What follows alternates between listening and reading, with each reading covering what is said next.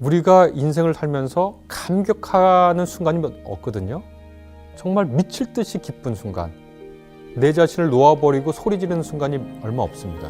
그리고 짧은 시간 끝났는데 그게 약간 지속되는 시간이 없는데 어느 때가 있느냐? 자기가 사랑하는 배우자를 봤을 때 감격과 환호거든요. 어떻게 나 같은 사람을 저 사람은 사랑하고, 어떻게 나 같은 사람을 저 사람은 기뻐하고, 어떻게 나 같은 사람을 저 사람은 선택해줬지? 그 감격이 혼인을 이상적인 것으로 보게 하죠. 근데 혼인의 시작을 그렇게 할 수는 있지만 그 상태가 계속 유지되지 않는다고 해서 결혼의 즐거움이 사라진 건 아닙니다.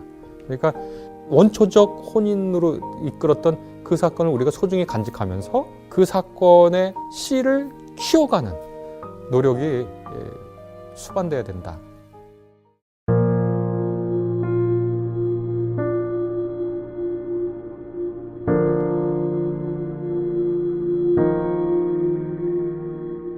현대 사회에서, 특별히 현대 그 민주주의 사회에서 혼인은 당사자 간의 계약 관계죠. 회사가 노동자하고 사용자 측에서 계약 맺어가지고 회사를 운영하듯이, 그리고 계약을 제도적으로 뒷받침하고 법으로서 지지를 해줘요. 그래서 보호를 해줘요, 혼인 관계를. 그래서 이제 합의가 깨지면 이제 이혼하게 되겠죠. 그럼 결혼을 이 사람들은 왜 할까요? 첫 번째로는 정서적 욕구를 채우기 위해서죠. 그러니까 인간은 사회성이 있고, 사회성의 핵심에는 사랑받고 사랑하고 싶은 정서적 욕망이 있죠. 두 번째로는 이제 그건 바울도 적나라하게 얘기한 거지만 이상의 성적인 욕망도 채워주게 해주죠. 안전성에 대한 욕망도 있을 겁니다. 그러니까 내가 어떤 누구의 배우자다. 어떤 사람들의 경우, 모든 사람이 그런 건 아니지만 자기가 안정적으로 사랑하거나 사랑받을 수 있는 대상이 없으면 정신적으로 혼란과 고통을 겪어요. 그래서 막 뭔가 불안을 느껴요. 그러니까 혼인을 통해서 안정적 소속감을 느낄 수도 있어요. 또 어떤 사람들은 후손을 낳고 싶어요, 자기 자식을. 근데 혼인 제도는 안정된 후손을 볼 수 있는 그런 제도적 잔치를 이제 마련해 줍니다. 그러니까 정서적, 성적 소속감, 후손에 대한 욕망을 채울 수 있는 것이 이제 혼인이라는 제도죠. 이제 더 나아가서는 자기 확장의 욕구를 채울 수 있는 통로가 되기도 합니다.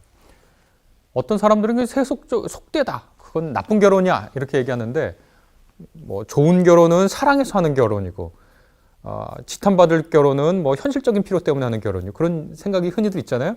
그게 전형적으로 낭만주의 때 생긴 겁니다. 그거 얼마 안 돼요. 그리고 그게 이제 옳은 혼인관도 아니고 하나의 이제 혼인관인데, 어떤 사람의 경우에는 혼인을 통해서 자기의 부족한 것을 채우고 확장하고 싶어요, 자기를. 인간도 자기 확장, 자기 성장, 자기 팽창의 욕구가 있는데 혼인을 통해서 그거를 할 수도 있거든요. 그러면 이러한 욕망과 욕구를 가지고 혼인을 하게 되는데 이것들을 성서에서 배척하지 않습니다. 그대로 다 인정하는데 비기독교인하고 기독교인이라고 공유하는 부분이 있고, 기독교인들이 혼인을 바라볼 때 무엇을 더 바라봐야, 무엇을 더 강조해야 되는지에 대한 또 다른 층이 있는데 이걸 좀 말씀해 드리고 싶습니다. 첫 번째로는 혼인할 때 부모를 떠나라는 말을 하거든요. 부모라는 것은 자기가 맨 처음에 태어나서 어떤 자원도 공급받을 수 없는 연약했을 때 온전히 자원을 공급하면서 우리를 키워왔던 분이니까 우리의 생존 그 자체였어요. 그런데 혼인을 통해서 부모를 떠나래요. 그러니까 이것은 삶의 독립성과 주체성을 결혼을 통해서 확보하라는, 그러니까 기독교인들이 삶을 살 때는 자신의 주체성과 독립성을 기억하고 살라고 하는 거예요. 그리고 그것이 기독교인의 삶의 굉장히 중요한 부분입니다. 기독교인의 삶은 주체와 독립성을 가지고 있습니다. 그걸 혼인을 통해서 배우라는 거예요. 부모를 떠나서 너의 짝을 찾아라. 두 번째로는 이제 한 몸이 되라. 인간이 혼자 사는 것이 아니라 더불어 사는데, 이 더불어 살면서 가장 깊은 곳까지 정신적, 육체적, 사회적 연대를 형성하는 법을 배우라는 거거든요. 서로 지지해주고 서로 격려하면서 두 배우자가 아닌 새로운 혈통을 만드는 거잖아요. 연대의 가장 깊은 것은 뭐냐? 새로운 혈통을 만드는 거예요. 그게 입양을 하든 낳든 어떤 형태를 간에. 그러니까 첫 번째, 혼인을 통해서 기독교인은 어떻게 살아야 되느냐? 주체성과 독립성을 확보하는 법 배워라. 둘째로는 가장 깊은 연대하는 법을 배워라. 세 번째, 참 창세기 재밌는 얘기 나와 있는데 뭐냐면 벌거벗었지만 부끄럽지 않는 삶을 살았다는 거 그러잖아요. 아담과 하와가. 그거 되게 재밌는 말인데, 옷을 벗었다라는 건 뭐냐면 예전에는 옷을 보면 그 사람의 신분을 알잖아요. 왕은 왕의 옷을 입고 천민은 천민의 옷을 입고 관직 있는 사람은 관복을 입고, 근데 그 옷을 벗어요. 뭐냐면 보호도 없이, 가리는 것 없이, 사회적 위신과 체면과 명예 이런 거 없이, 권력이 있느냐 없느냐 그거 없이 연약한 몸, 상처받기 쉬운 몸, 부끄럽고 내 모습 그대로를 가지고 다른 사람을 만나는 법, 내 자신을 대하는 법을 배우라는 거예요. 연약한 내 자신을 보는 내 시선과 타인의 시선을 보라는 거예요. 그럼 어떻게 될까요? 서로 긍휼히 여기게 되게 불쌍히 여기고, 서로의 벗은 모습을 보면서, 내 벗은 모습을 보면서 내가 이렇게 좀 못났구나. 그럼에도 불구하고 내가 사랑받을 수 있구나. 내가 어떤 위신이나 내 보호나 나의 사회적 명예와 상관없이 깊은 사회적 관계를 맺을 수 있는 당신이 있구나를 배워가는 거죠. 그러니까 성서의 혼인과는 이른바 세속, 제가 세속이란 말을 쓰는 거는 폄하하는 말이 아닙니다. 비종교적 혼인의 욕구와 그 외에 인간으로서의 완성의 길을 동시에 보여주는 그런 면이 있다. 이렇게 이제 얘기할 수 있을 것 같습니다. 이것은 혼인을 통해서도 달성할 수 있고 혼인하지 않는 사람도 달성할 수 있죠. 혼인하지 않는 사람도 나름의 통로를 통해서 주체성과 삶의 주체성과 독립성을 확보할 수 있고, 혼인하지 않고도 깊이 연대하는 법을 배울 수 있고, 또 혼인하지 않고도 벌거벗은 너의 모습과 나의 모습을 보고 사랑해 줄 수 있는 걸 배울 수 있죠. 그러나 대부분의 사람들에게는 혼인을 통해서 그런 삶을 구가할 수 있도록 허락해 주신 제도로서 사회적으로 하나님이 또 복 내려주신 그런 관계다라고 말씀드릴 수 있을 것 같습니다. 자식은 독립을 시켜야 돼요. 이걸 기억해야 됩니다.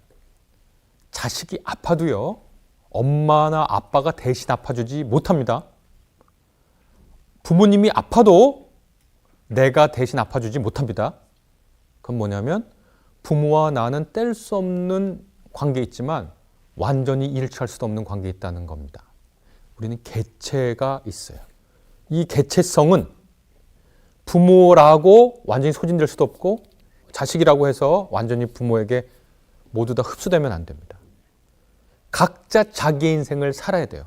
그 이전 정도가 너무 심해져서 너의 인생이 내 인생이 되고 내 인생이 너의 인생이 되면 부모도 부모로서의 삶을 못 살고 자식도 자식으로서의 삶을 못 사는 거예요. 부부도 마찬가지거든요. 두 배우자가 상대에게 연대와 불쌍히 여김과 동시에 개별성을 가지고 살아야 돼요. 한 배우자가 한 배우자를 위해서 온전히 희생한다? 그것은 부부관계에 전혀 좋지 않습니다.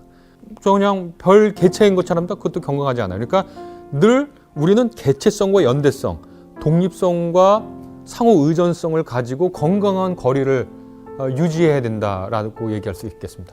우리 태양계에 보면 중력에 따라서 태양계가 배치되잖아요. 그 중력이 딱 우리는 지구에서 생명체가 발생하기 아주 좋은 그 거리에 있어서 생명체가 발생했잖아요. 그거 같아요. 부부관계도 둘 사이에서 생명이 발생할 수 있는 그 거리를 사랑의 중력 혹은 관계의 중력이라고 은유할 수 있다면 그 거리를 유지하는 것이 전 되게 중요하다고 생각하거든요. 둘이 한 몸이 된다, 벌거벗었지만 부끄럽지 않다라는 것은 둘이 가까워야 하지만 또 부모를 떠나라는 말에는 둘의 건강한 관계가 있어야 된다. 그래서 생명이 태어날 수 있는, 풍요로울 수 있는 중력의 관계, 사랑의 관계를 구성해 나가야 된다. 자식과 부모 사이에서도, 부부 사이에서도.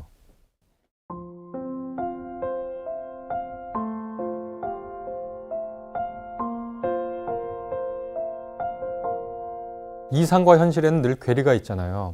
나도 내 삶을 이렇게 살고 싶지 않았다 하고 보다 이상적인 삶을 꿈꾸는데 그렇게 되지 않잖아요. 우리가 현실을 살아가는 법을 배워야죠. 이상적인 우리가 혼인을 꿈꿔요. 그런데 현실이 그렇게 되는 사람은 얼마 없고 대부분의 경우 현실적인 삶을 살아요. 그럼 현실에서 이상을 잃지 않으면서도 현실에 좌절하지 않고 살아가는 법을 배워야 되겠죠. 교회도 마찬가지고 신앙생활하면서 멋진 신앙인으로 살고 싶어 해요. 그러나 우리는 그렇게 멋진 이상적 신앙인으로 살지 못해요. 그럼에도 불구하고 우리가 완전히 낙오하거나 좌절해서 신앙의 삶을 그만두지 않고 현실과 부대끼면서 신앙의 능력을 키워가듯 혼인도 똑같거든요. 혼인은 환상이 아니고 이상이 실현되는 장소가 아니고 현실의 삶의 한 부분이니까 우리가 현실로서의 혼인을 살아갈 수 있는 능력을 키워야 되는데 아까 말한 독립성, 주체성, 상호 연대, 서로의 부끄러운 벗은 모습을 보고 부끄러워하지 않은 거. 근데 정말 한쪽이 영 너무 아니다. 혹은 두 쪽 다 너무 능력이 안 된다. 혼인도 자격이 필요할 수도 있겠는데 혼인할 사람들이 아니다. 너무 이기적이거나 너무 의존적이거나 부끄러운 것을 참아주지 못하거나 자기 연민과 자기 혐오에 빠져 있다. 그러면 그분은 혼인뿐만 아니라 다른 생활에서도 어려움을 겪을 가능성이 높은데 그러면 나뿐만 아니라 주위에 있는 사람들도 힘들게 되죠. 혼인에서 제일 중요한 것 중에 하나가 독립성, 주체성이라고 그랬는데 독립성과 주체성을 갖지 못한 사람은 자기 자신을 사랑하지 못한 사람입니다. 자기 연민에 빠지거나 자기 학대에 빠지거나 자기 경멸, 자기 혐오에 빠지면 그것은 건강한 사람이 아니에요. 자기를 사랑하지 못한 사람은 사랑이 뭔지 모르기 때문에 타인도 사랑하기 힘들어요. 그러니까 독립성과 주체적 인격이 형성되지 않는 사람은 스스로도 사랑하지 못하기 때문에 다른 사람을 사랑할 여력이 없어요. 그러니까 그 사람하고 건강한 관계를 맺는다는 것 자체가 힘들 수가 있어요. 근데 우리가 완벽하게 독립적이고 주체적이라서 자기를 온전히 사랑하고 긍정적인 자아상을 갖고 있는 사람들이 많지 않거든요. 그러니까 서로 도와줘야 돼요. 너 그건 잘하는 거야. 넌 그거 훌륭한 거야. 하고 격려해주고 위로해주면서 서로 세워주면서 나갈 수 있어요. 어떤 분들은 가끔 질문하기로 이제 사랑이 식었어요. 그런데 어떻게 살아요? 라고 질문하는데 사랑 때문에 결혼하고 사랑이 있어야 결혼 생활 유지하고 사랑이 끝나면 이혼해야 된다는 것은 매우 특정한 결혼관이라는 걸 우리가 기억할 필요가 있습니다. 서양으로 따지자면 낭만주의 시대에 생겨나는 겁니다. 옛날 귀족들, 서양 귀족들이나 우리나라 양반들 사랑해서 결혼한 게 아니라 가문의 필요성 때문에 결혼한 건 혼인이라는 제도가 뭐가 중요한 가치냐면 가문끼리의 연대가 중요한 거예요. 그런데 사랑이 중요해서 결혼한다는 건 개인의 특별히 감정이 중요하다고 생각한 거거든요. 그러니까 혼이라는 제도는 고대부터 오늘날까지 있어 왔는데 이 혼인이 무엇을 위한 결합인가, 무엇을 위한 제도인가에 대한 가치는 시대마다 달라진 거거든요. 그러니까 한 시대의 하나의 혼인관만을 최고로 여기고 그것이 달성되지 않으면 내 혼인은 실패한 것으로 생각할 이유가 없다는 거예요. 21세기는 집단이 아니라 개인이 중요한 시대가 됐고 특별히 오늘날에는 개인의 경험이 중요한 시기가 됐어요. 내가 그렇게 느꼈어. 내가 그렇게 생각해. 이게 굉장히 중요한 가치가 됐어요.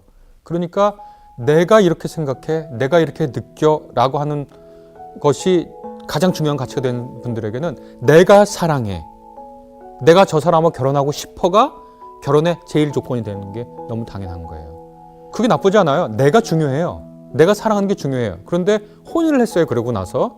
그런 다음에 이제 내가 그 사람을 그렇게 사랑하는 것 같진 않아. 그러니까 사랑도 사랑의 능력이 아니라 사랑의 감정이 중요해진 거잖아요. 근데 내가 그렇게 사랑의 감정이 많지 않아가 혼인 생활을 나는 이제 끝내야 되겠어의 중요한 이유가 되지 않는다는 거예요. 내가 사랑의 감정을 느껴서 결혼했어. 에 매여서 혼인 자체를 그걸로만 유지하려고 하고 그걸로만 파탄 내려고 하는 그러한 생각을 상대화할 필요가 있다. 그 말씀을 드린 겁니다. 사랑은 정서적 연대감을 나타나는 건데 그것은 혼인 생활을 유지하는데 매우 중요한 요소이다. 그러나 이것이 혼인의 모든 것은 아니다라고 생각을 해야 됩니다. 그러면 이제 정말 애틋하게 사랑하는 시간이 끝났어. 그러면 어떻게 살아야 되느냐? 그래도 살아야 되느냐? 어떤 분들은 정 때문에 산다고 그러면 정 때문에 살면 좋죠. 또 자식 때문에 산다는 사람도 있어요. 자식 때문에 살아도 괜찮죠. 나 경제적으로 이혼하면 힘들어. 내가 사랑이 끝났어도. 나 죄책감 가지고 나는 위장 결혼을 하는 것일까? 그렇게 생각하실 필요도 없어요. 여러 가지 이유에서 혼인을 유지할 수 있고 그렇게 해서 혼인을 유지하는 거에 대해서 우리가 저 사람은 사랑도 식었는데 살고 있다? 비난할 수도 없고 스스로 자책할 필요도 없습니다. 사랑이 식으면 사랑이 감정만도 아니잖아요. 근데 혼인과 사랑을 결부시키면 늘 사랑하는 감정을 얘기하는데 그 감정이 식어도 혼인 생활을 유지할 수 있는 것이다. 그리고 아까 제가 로맨티시즘, 낭만주의를 얘기했는데 그 낭만주의적 사랑에 대해서 가장 큰 성찰을 한 분이 그 에릭 프롬이라고 하는 분, 사랑의 기술이라는 책에서 사랑이라는 건 감정에 빠지는 걸 사랑이라고 얘기하지 않는다. 사랑은 능력이다. 그렇게 이제 에릭 프롬이 얘기하는 거잖아요. 그래서 사랑은 능력이기 때문에 그것이 어떤 특별한 기술로서 우리가 함양할 수 있는 것이다. 혼인 생활도 그렇습니다. 사랑의 애틋한 감정이 끝난 후에도 우리가 사랑하는 능력이 있고 힘이 있고 기술이 있어서 그걸로 살 수 있습니다. 사랑으로 살지 않고 기술로 산다고도 얘기해요. 넌 기술로 살아? 그럴 수 있습니다. 그렇게 살면서도 우리가 서로를 향해서 배울 수 있고 서로를 보듬을 수 있고 마치 동지처럼 서로 오랜 시간을 같이 헤쳐나온 사람처럼 의지할 수 있고 그렇게 되지 않을까 생각합니다. 그대를 향한 나의 마음은 어둠은 이길 수 없는 깊고 깊은 생명의 힘. 그대를 향한 나의 마음은 아침 내 창가에 내린 햇살과 같네. 그대를 향한 나의 마음은 그대를 내게 허락한 그분을 보게 하는 힘. 그대를 향한 나의 마음은 이토록 나의 전부를 아름답게 해.